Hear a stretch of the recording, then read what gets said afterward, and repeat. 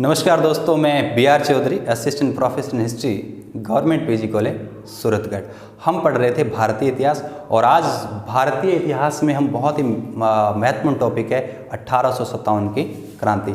आधुनिक भारत के इतिहास का यह टॉपिक विभिन्न कॉम्पिटिशन एग्जामिनेशन जैसे आईएएस है, पीसीएस है, नेट और इतिहास विषय से जुड़ी हुई कोई भी जो परीक्षा है वहाँ इस टॉपिक से सवाल आते ही आते हैं। तो चलिए आज कोशिश करेंगे कि 1857 की क्रांति हम बिल्कुल कंठस्थ कर लें। तो क्योंकि ये टॉपिक बड़ा है इसलिए इसका वर्गीकरण किए ताकि हम इस टॉपिक को किस तरीके से कम टाइम में लॉन्ग टाइम तक इसको कंठस्थ रख सकें। तो आइए शुरू करते हैं 1857 की क्रांति। देखो, 1857 की क्रांति को 8 भागों में बांटा है, वर्गीकरण किया है। सबसे पहले 1857 की क्रांति की पृष्ठभूमि, फिर 1857 की क्रांति के क्या कारण थे, फिर 1857 की क्रांति से पूर्व को सैन्य विद्रोह तो वो पढ़ेंगे, फिर क्रांति के कौन से केंद्र थे, किस तरीके से प्रसार हुआ, किस तरीके से इस क्रांति का दमन कर दिया गया, क्योंकि क्रांति का दमन कर दिया गया, क्रांति असफल हो गई तो क्या कारण थे, तो असफलता के कारण, फिर क्रांति का स्वरूप कैसा था, फिर क्रांति के क्या परिणाम हुए, फिर पढ़ेंगे इसके बारे में कुछ फैक्ट्स।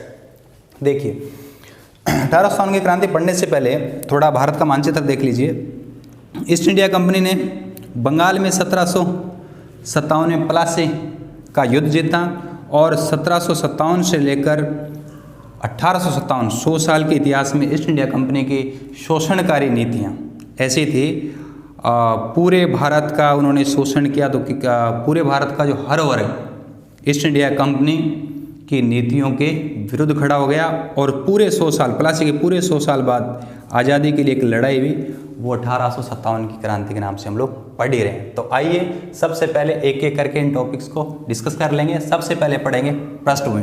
देखिए, यह माना जाता है कि 1857 की क्रांति के योजनाकार मतलब योजना बनाने वाले दो लोग थे, रंगोजी बापूजी जो सतारा के हैं, अजीम उल्ला खां जो कानपुर में तांत्या टोपे के साथ रहे और कानपुर में नाना साहब के सहयोगी। तो अजीमुल्ला कहाँ से हैं, कानपुर से। ये दोनों मिलकर लंदन गए, इंग्लैंड गए, मतलब लंदन में 1857 क्रांति की योजना बनाई। तो योजनाकार दो गए, रंगोजी बापूजी, अजीमुल्ला खां। योजना बनाई लंदन में, उन्होंने तिथि तय की, है ना। देखिए तिथि, तो किस तिथि को तय किया था कि विद्रोह करना है, क्रांति करनी है, 31 मई तिथि तय हुई। लेकिन शुरू कब हो गया, 10 मई। कहाँ से हुआ, मेरठ, और मेरठ कहाँ है, यूपी। तो तिथि तय की 31 मई, जबकि तिथि किस तिथि को विद्रोह शुरू हो गया, क्रांति शुरू होगी 10 मई मेरठ की सैनिक छावनी से जो यूपी में पड़ती है। नेक्स्ट, इसका प्रतीक क्या था 1857 की क्रांति का, कमल का फूल और चपाती। ये 1857 की क्रांति के प्रतीक थे। अब याद रखिए उस समय इंग्लैंड का पीएम कौन था, तो पीएम पी से पामस्टन। तो इंग्लैंड के पीएम उस समय थे पामस्टन। उसमें भारत के जीजी, तो उसमें भारत के जीजी है केनिंग। और 1857 की क्रांति हुई तो ईस्ट इंडिया कंपनी ने क्रांति का दमन करने के लिए ईस्ट इंडिया कंपनी का जो प्रधान सेनापति था तो वो को था कैंपबेल। तो ईस्ट इंडिया कंपनी का सेनापति कौन, कैंपबेल। तो ये तो हमने पढ़ा पृष्ठभूमि में। अब बात करेंगे कि 1857 की क्रांति के क्या कारण थे। तो 5-7 कारण हम लोग बहुत पहले पढ़ते आ रहे हैं। सामाजिक कारण, धार्मिक कारण, आर्थिक कारण, राजनीतिक कारण, प्रशासनिक कारण, सैनिक कारण और तत्कालिक कारण। कारण वही है, लेकिन वनडे एग्जाम में किस तरीके से सवाल पूछे जाते हैं तो आइए देखते हैं। सबसे पहले देखिए धार्मिक कारण। धार्मिक कारण की बात करें तो 1813 का एक चार्टर एक्ट आया था। उस एक्ट के तहत ईसाई धर्म प्रचारकों को भारत में धर्म प्रचार करने की छूट दे दी गई थी। तो 1813 के बाद बहुत सी ईसाई मिशनरीज भारत में आई और जो भारत के अंदर गैर ईसाई थे उनको धीरे धीरे ईसाई धर्म में उन्हें दीक्षित करना शुरू कर दिया।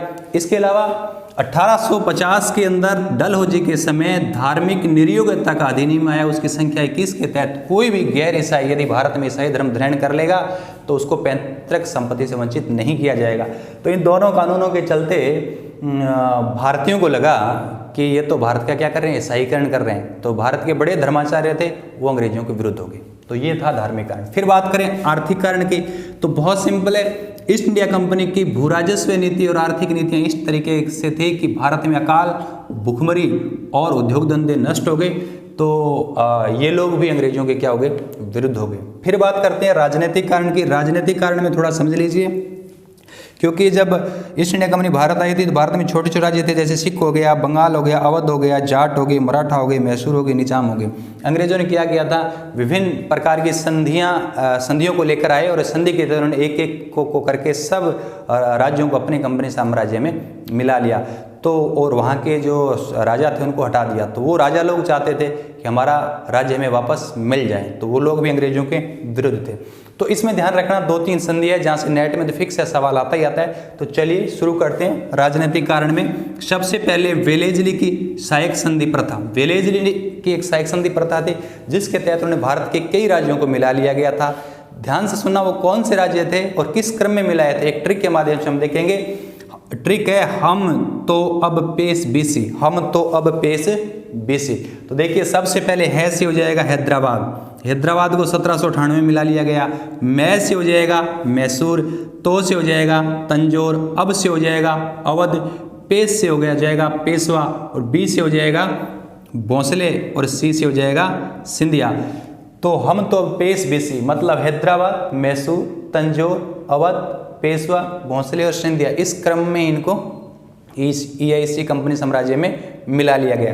कुछ समय के बाद डलहौजी जब गवर्नर जनरल बन के आए, उनका एक सिद्धांत था व्यक्तिगत सिद्धांत। इस व्यक्तिगत सिद्धांत के तहत भी उन्होंने कुछ भारतीय रियासतों को कंपनी साम्राज्य में मिला लिया गया था। उसको किस क्रम में मिलाया गया, किस किस को मिलाया गया, इसकी भी एक ट्रिक है, याद रखना। ट्रिक है सतारा जैसे बुझना। इस ट्रिक से हम एक एक साम्राज्य को पढ़ लेंगे। तो सबसे पहले किसको मिलाया गया, सतारा को मिलाया गया 1848 में। जय से जैतपुर को मिलाया गया, से संबलपुर को मिलाया गया। अब बै उ बुझन है ना, बै से बघाट को मिलाया गया, ऊ से उदयपुर को मिलाया गया, झ से झांसी को मिलाया गया, और ना से नागपुर को मिलाया गया। इस क्रम में ही मिलाया गया था। और एक राज्य और था अवध, उसको डलहौजी ने कुशासन के आरोप में आउटरम रिपोर्ट के आधार पर कंपनी साम्राज्य में मिला लिया गया था। तो ये सारे जो राज्य थे, इनके जो शासक थे, राजा थे, उनको पद से हटा दिया गया। वो अपना पुनः पद प्राप्त करना चाहते थे, इसलिए वो भी अंग्रेजों के विरुद्ध थे। तो ये आ जाएगा सारा राजनीतिक कारण। फिर बात करेंगे प्रशासनिक कारण। बहुत सिंपल, क्योंकि कोई भी भारतीय उच्च पद पर नहीं था, उच्च पदों से वंचित थे, तो पढ़े लिखे लोग भी अंग्रेजों के विरुद्ध थे। फिर बात करते हैं सामाजिक कारण। बहुत सिंपल है, उसमें भारत का समाज क्या था, रूढ़िवादी था। भारत में बहुत से सामाजिक कुप्रथाएं थी। अंग्रेजों ने समाज सुधार कार्य शुरू किया, जैसे 1829 में विलियम बेंटिंग ने सती प्रथा पर रोक लगाई। लेकिन भारत के जो रूढ़िवादी समाज के जो लोग थे, उन्होंने सोचा कि ये हमारी संस्कृति को नष्ट कर रहे हैं, इसलिए वो लोग इनके विरुद्ध हो गए। उसके बाद सैन्य कारण की बात करें, क्योंकि भारतीय सैनिकों को पदोन्नति के अवसर नहीं थे, वेतन भी कम था, और नस्लीय भेदभाव भी भारतीयों के साथ अंग्रेज लोग करते थे, तो सैनिक नाराज थे। इसके अलावा 1854 में डाक अधिनियम आया, उसके तहत सैनिकों को निःशुल्क डाक सेवा पहले मिलती थी, अब वो खत्म कर दी, तो सैनिक नाराज थे। इसके अलावा भी सैनिकों को समुद्र पार भेजा जाता था, तो इस वजह से सैनिकों में क्या था, असंतोष था। तो ये सैनिक कारण हो गए। अब ये तो वो कारण हो गए। अब नेक्स्ट आएगा तात्कालिक कारण। भी उसी समय कौन सी घटना हुई जिस वजह से 1857 की क्रांति शुरू हुई, तो याद रखिए तात्कालिक कारण। तात्कालिक कारण हम देखिए, अंग्रेज पहले राइफल ब्राउन बेस राइफल का यूज करते थे। तो पहले सेना में राइफल कौन सी थी, ब्राउन बेस।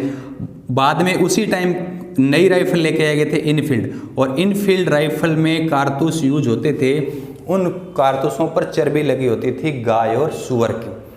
तो इस राइफल के चेंजेज ने तात्कालिक कारण में सारा कबाड़ा कर दिया। कैसे, देखिए उत्तर प्रदेश में बलिया, उत्तर प्रदेश में, वहाँ एक सैनिक है मंगल पांडे, वो सेना में हो गया भर्ती, और वो था ब्राह्मण। उसकी पोस्टिंग हो गई बैरकपुर सैनिक छावनी, कहाँ, बंगाल में, और वो 34वीं नेटिव इन्फेंट्री का जवान था। जब मंगल पांडे को इस चर्बी वाली बात का पता लगा तो बहुत नाराज हुआ, खफा हो गया, और उन्होंने क्या किया था, 29 मार्च को जो परेड मैदान में परेड करने आया तो उन्होंने गोली चला दी। 2 सैनिक अधिकारी अंग्रेजों के, बाग और हुसैन की हत्या कर दी दोनों की। किसने, मंगल पांडे ने। कब, 29 मार्च को मंगल पांडे को पकड़ लिया गया, और 8 अप्रैल को मंगल पांडे को फांसी की सजा दे दी। क्योंकि मंगल पांडे उत्तर प्रदेश का था, तो ये सूचना पहुंची उत्तर प्रदेश की मेरठ सैनिक छावनी में। तो मेरठ सैनिक छावनी ने क्या कर दिया, विद्रोह कर दिया कब? 10 मई 1857। इसी दिन से क्रांति की क्या मानी जाती है? शुरुआत। कौन सी टुकड़ी ने विद्रोह किया? 10 दुआ 20, तो 20 नेटिव इन्फेंट्री ने क्या कर दिया? विद्रोह कर दिया। तो ये था तात्कालिक कारण, 1800 क्रांति हो गई शुरू। फिर बात करते हैं पूर्व में कौन से सैनिक विद्रोह थे। तो याद रखना पूर्व में कुछ सैनिक विद्रोह थे, उनका याद रखना है। तो 1806 में याद रखिए, ये 6 है और इधर देखो लू में 6 है। तो 1806 में वेलूर के अंदर क्या हुआ था? सैन्य विद्रोह हो गया था। 1824 में बैरकपुर में, याद रखिए 1824 में बैरकपुर छावनी में भी सैनिक विद्रोह हुआ था। और 1842 में फिरोजपुर में भी क्या हुआ था? सैन्य विद्रोह हुआ था। तो 1857 क्रांति के 3 पॉइंट हमने पढ़ लिए, पृष्ठभूमि, कारण और पूर्व सैन्य विद्रोह। यहाँ तक का टॉपिक कंप्लीट हो गया। नेक्स्ट वीडियो में पढ़ेंगे केंद्र प्रसार है सफलता कारण, स्वरूप, परिणाम और तथ्य। नेक्स्ट वीडियो में इस टॉपिक को हम कंठस्थ कर लेंगे, कंप्लीट भी कर लेंगे। तो मैं उम्मीद करता हूँ कि 3 टॉपिक जो मैंने किए आपको 100% कंठस्थ हो गए होंगे। मिलते हैं नेक्स्ट वीडियो में बहुत जल्द। Thank you.